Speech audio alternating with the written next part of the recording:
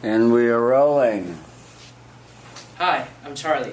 Hi, Charlie. So initially, I thought this experiment was going to be difficult, communicating non-verbally respect, because usually respect is communicated through verbal means, through use of polite words, such as, thank you, you're welcome, please, sir, ma'am, Mr. President.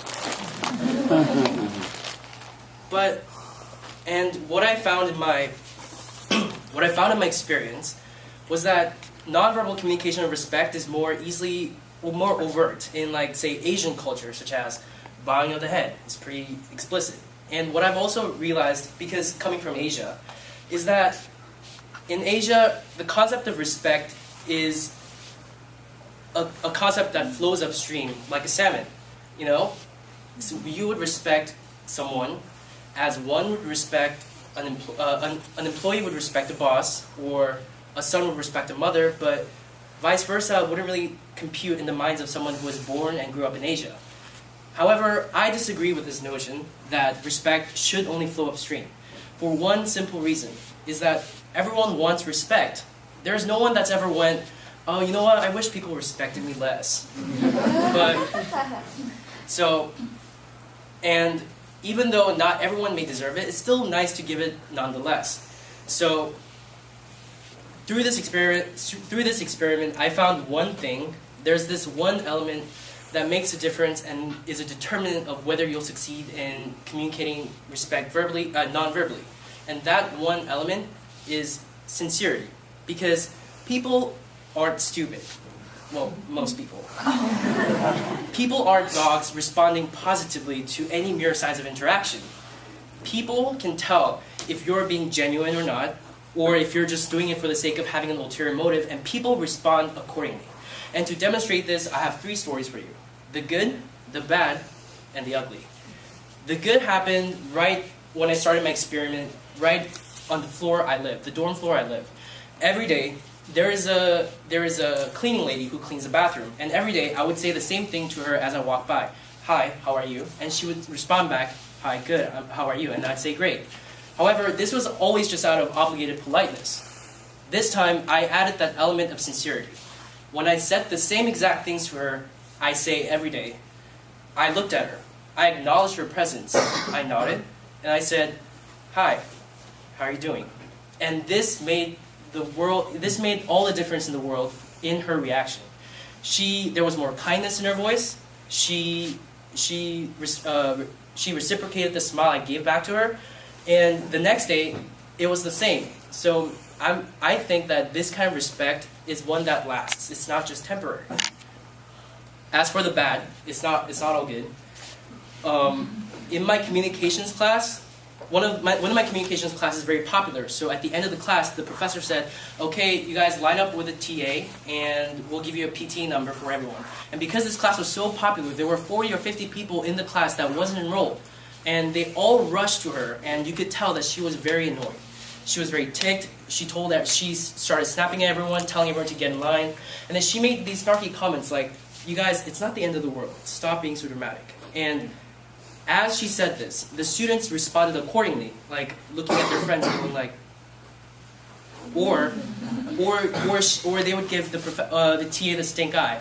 And what I decided to do differently was, well, because of the experiment, I decided to not respond negatively, and I did the same thing I did with the cleaning lady. I acknowledged her presence, I nodded, as if to say, I'm sorry you're going through all this, you must be very annoyed right now. However, it didn't really yield a positive result, because she was still very frustrated. She still looked very frustrated. It didn't change her demeanor. And while this was a bad encounter,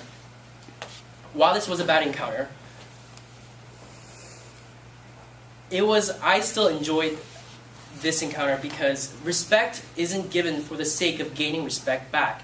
It's just given for the sake of giving it. As for the ugly, this ugly story happened that one moment I forgot I was supposed to be doing this experiment. So I was in the late night dining hall dinner. I know it's a very typical story.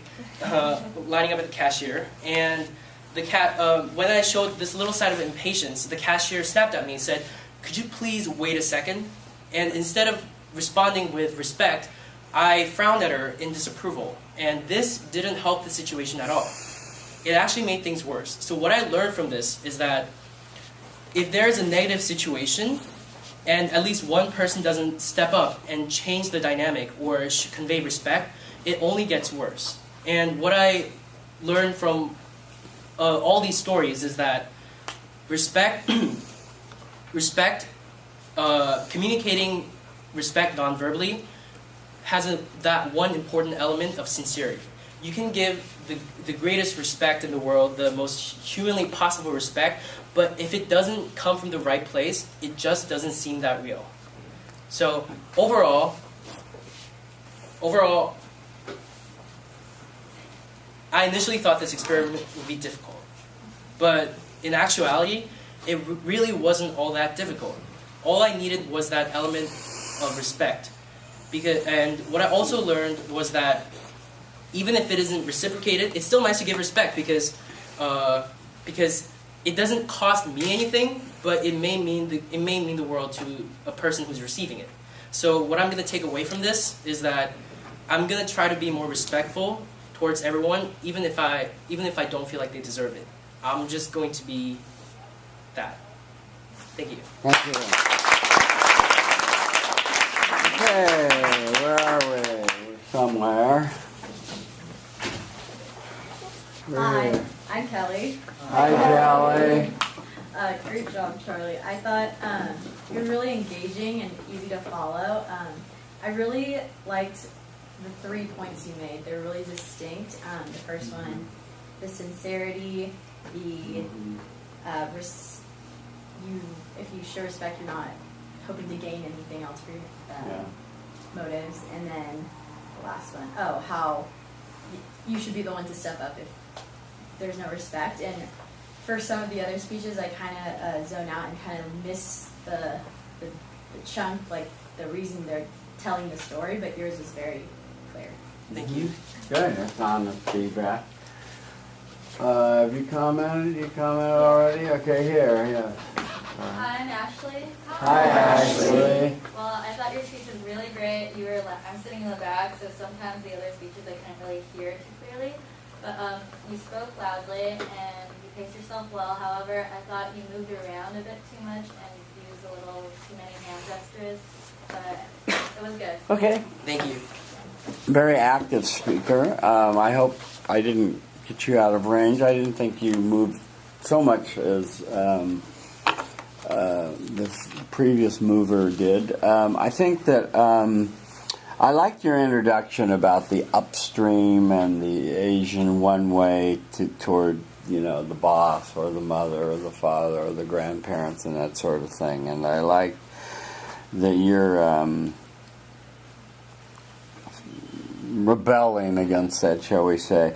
I also think I like your observation that people aren't stupid, and I really, I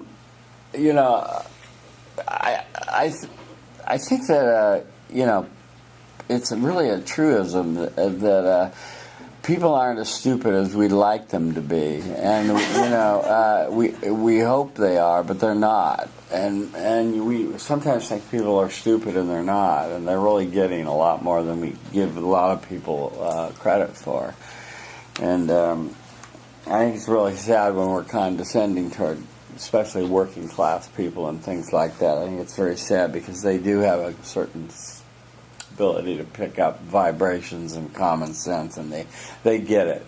They get when someone's being condescending or insincere. So I thought your introductory remarks were excellent and good. Now, on your the good story of the cleaning lady, I can't think of anything worse than having to clean the bathrooms of students in the dorms, and some come here feeling real entitled, and they don't even, I personally would make students clean the bathroom or do chores or do something. I just think chores are really important for people to have, but I like the way that you changed it up with the sincerity, and you could sense that you really got through, and that was a good story. That was well done. On the bad, it sounds like just a mess, the whole after everyone rushed the podium or whatever it was, and it doesn't sound like you got through, but it was good that you tried. On the ugly, yeah, and you only admitted that what we all have sinned and come short of the glory of God, to quote someone else. We all try to be respectful all the time, but sometimes we're human and we just react and snap. And so you admitted that you snapped and you were that way, and that was fine. So you admitted it, and that was fine. I liked your comments on what you learned, and the Gandhi quote was good. Did I say it? Yeah, go ahead. Yeah, go ahead. You can say it now. Yeah. Oh. I said after the whole. What did I say after the line? It's better for both parties. If someone steps down and someone changes. Needs to step up and change the dynamic. And I said a Gandhi quote: "An eye for an eye makes the whole world blind." Yeah. An eye for an eye makes the whole world blind. It's a really good quote. And your summary and conclusion was good of what you needed, and then you stressed the thing about sincerity again. So you did a good job, Charlie. I would just say, if you want to just be a little less active with your hands, but not. I don't want you to hold them by your side now and go to the other extreme. Just maybe chill a little bit on that. Okay, thank you. Thank you. So I guess we have time for one more. I guess this lucky lady. Don't worry, we'll pick it up next time. Don't worry. Hi everyone, my name is Nellie.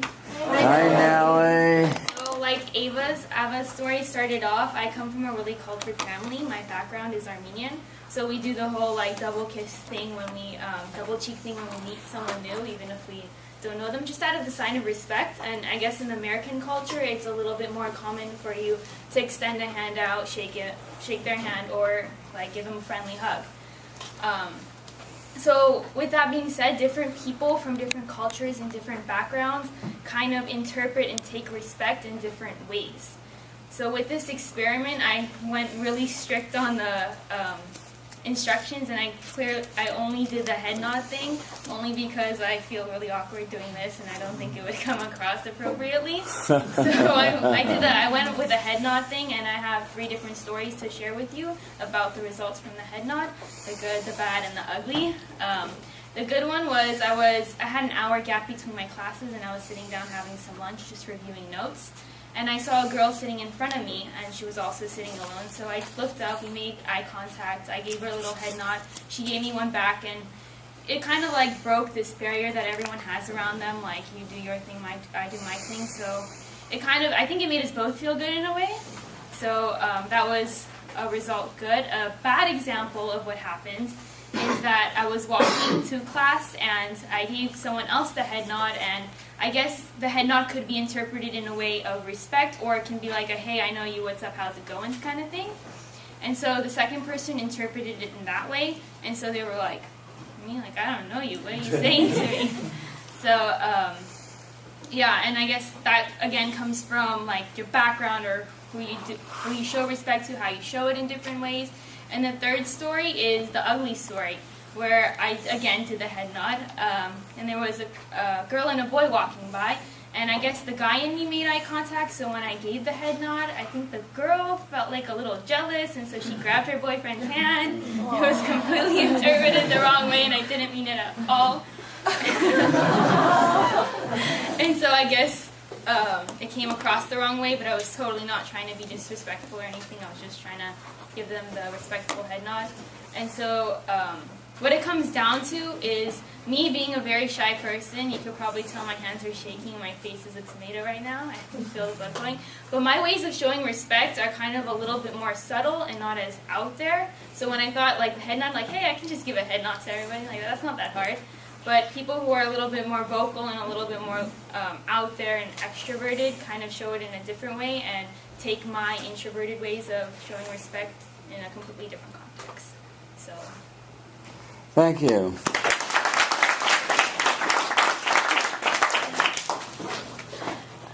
Okay, who's next? Where are we? Front here. Hi. Wait.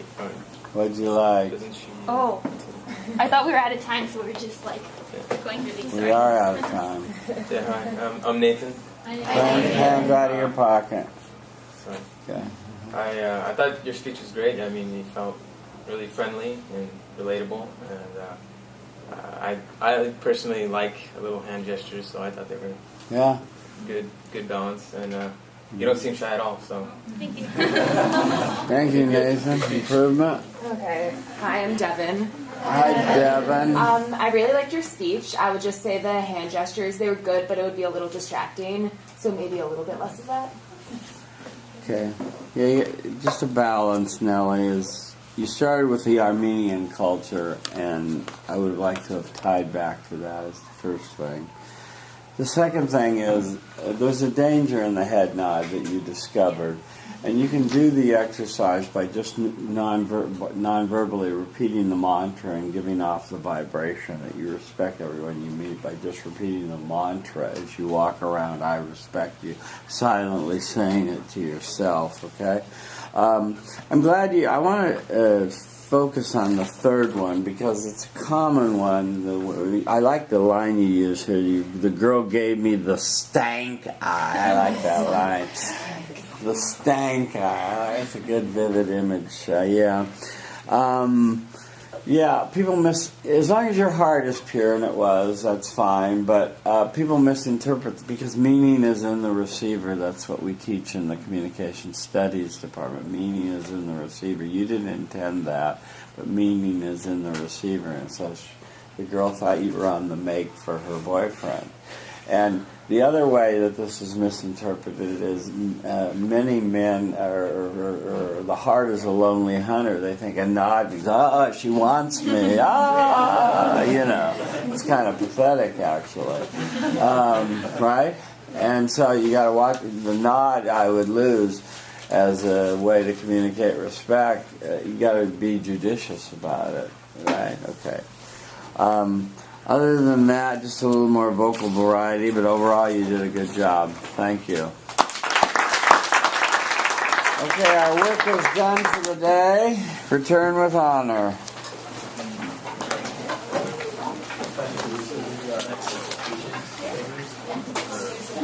What?